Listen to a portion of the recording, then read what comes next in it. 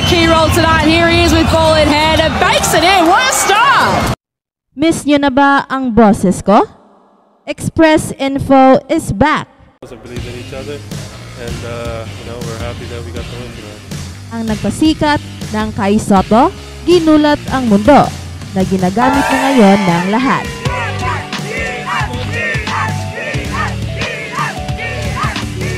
Isa na namang kagulat-gulat na araw, mga kapatrol. Panoorin natin ang top place ni Kai Sotto sa kanyang first game sa Olympic qualifying tournament versus world number 6 Latvia. Tingnan natin hindi lang ang kanyang two-handed reverse dunk ng ating idol. Perez slices the defense. Soto with the reverse. Kundi lahat ng kanyang mga ginawa na gumulat sa buong mundo upang maintindihan nating maigi kung gaano na kagaling ni Kai Sotto ngayon. Pinakita ni Kai ang kanyang world-class and NBA-level skill set from scoring, defending, shooting, disrupting the passing lane, at higit sa lahat ang kanyang basketball IQ. Well, kung hindi pa rin kukunin si Kai sa NBA after ng Olympic qualifying tournament, ay ewan ko na lang.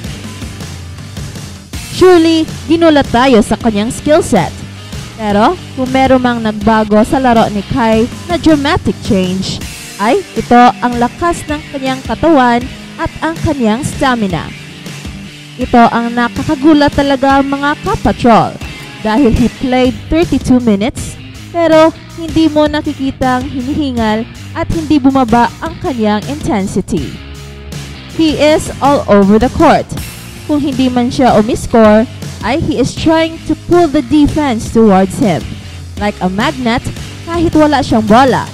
He is setting perfect and well-timed picks at hindi na foul trouble. Ang ganitong mga intangibles ang hindi nakikita sa stat sheets. Pero napakalaking tulong sa panalo ng Gilas. With the impressive game of Kai at sa tulungan ng buong team, ay ginulat ng Gilas ang buong mundo.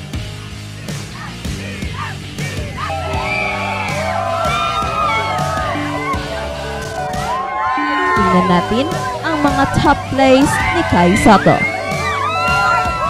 Kai receives the ball by Justin Brownlee, then does a half spin for an amazing pass to Junmar Fajardo in the paint. Let's see this great teamwork again. To head with the Philippines on night 2 of this Olympic qualifying tournament. Give and go for Kai, given by Dwight Ramos for a good finish, and one play by Kai, leaving Latvia stunned. 2. Expecting him to play a key role tonight. Here he is with ball in hand and bakes it in. Justin Brownlee throws a great lob for Kai. Then he hits the awesome layup. We have to see that awesome chemistry Just like that's again. back within 3, although Soto is... CJ Perez throws a lob for Kai. Reverse slam dunk, shocking the Latvia's entire team. Let's see that extraordinary play. Hands of Perez slices the defense. Soto with the reverse dunk. Calvin Oftana dribbles past the defender, then sees an opening.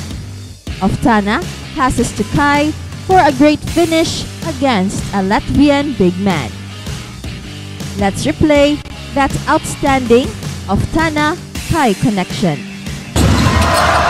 Oftana to Soto and again. Justin Brownlee drives. Then, he spots Kai at the corner. Passes to Kai, and Kai drives to the paint, shoots a floater. Misses, but he grabs his own miss for an excellent tip-in against a 7'2" Latvian big man. The rebound. Soto, a 3 attempts from him. It's good! Gilas ginulat, pinabagsak Latvia sa Olympic qualifying tournament. Pinabagsak ng Gilas Pilipinas ang world number 6 ng Latvia sa 2024 FIBA Olympic qualifying tournament. Sa score na 89-80, matagumpay na inuwi ang Gilas ang nakakagulat na panalo laban sa Latvia. Nanguna sa panalo ng Gilas si Justin Brownlee na merong 26 points, 9 rebounds, and 9 assists. Habang si Kai Sotto ay may naitalang 18 points and 8 rebounds. At Dwight Ramos na may 12 points. Nasa magandang posisyon na ngayon ang Gilas matapos umangat sa 1-0 sa Group A. Ngunit kailangan pa ring manalo sa susunod nilang laban sa Georgia upang makapasok sa semifinals. Tanging ang nagwagi sa Olympic qualifying tournament lang ang makakuha ng Paris Olympics ticket. Si Brownlee ang hero habang pinasabog ng Gilas ang world number 6 Latvia. Mananatiling buhay ang pag-asa ng Gilas Pilipinas na makapasok sa 2024 Paris Olympic Games matapos nilang magtala ng kahangahangang tagumpay laban sa isang European squad. Nilabanan ng mga nationals ang mga hadlang at tinalo ang world number 6 na Latvia 89-80 sa FIBA Olympic Qualifying Tournament sa Riga Arena. Si Justin Brownlee ang nagligtas sa Pilipinas sa pamamagitan ng clutch 4-point play patungo sa 26 points, 9 na rebounds at 9 na assist sa loob ng 37 minutes of playing time. Naglaro naman si Kai Sotto ng isa sa kanyang pinakamagandang laro sa international stage na may 18 points sa 7 of 10 shooting kasama ang 8 boards. Dwight Ramos, 12 points. Junmar Fajardo, 11 points. And Chris Newsome, 10 points, also reached double digits for Gilas na umiscore ng 48.4% mula sa field kasama ang 9 of 20 mula sa long range. Our country is so passionate about basketball. Pretty much everybody knows that by now. For us to be successful on the world stage really means a lot, sabi ng Gilas head coach Tim Cone pagkatapos ng kanilang panalo. This is a big, huge step for us, dagdag pa ni Coach Tim. Nangunguna lamang ng 10 puntos sa huli ng 4th quarter, habang pinalimitan ng Latvia ang 26-point na abante ng Gilas sa 3 posisyon lamang. Nagawa ni Brownlee ang mahalagang 4-point play upang itulak ang abante ng Pilipinas sa 14 points, 85-71, sa may natira na lamang na 3 minutes and 29 seconds sa laro. Sumagot ang Latvia ng sunod-sunod na 4 na puntos upang muling makalapit sa 10 puntos. At may pagkakataon pa na bawasan ito sa 8 puntos, ngunit tinanggihan ni Justin Brownlee ang tira ni Richard Slomads.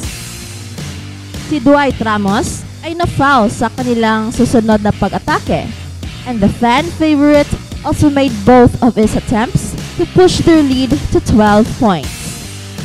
Ayon sa FIBA, ito ang unang tagumpay ng Pilipinas laban sa isang European nation sa isang opisyal na laro mula pa noong 1960 Olympic Games, kung saan tinalo nila ang Spain 84-82.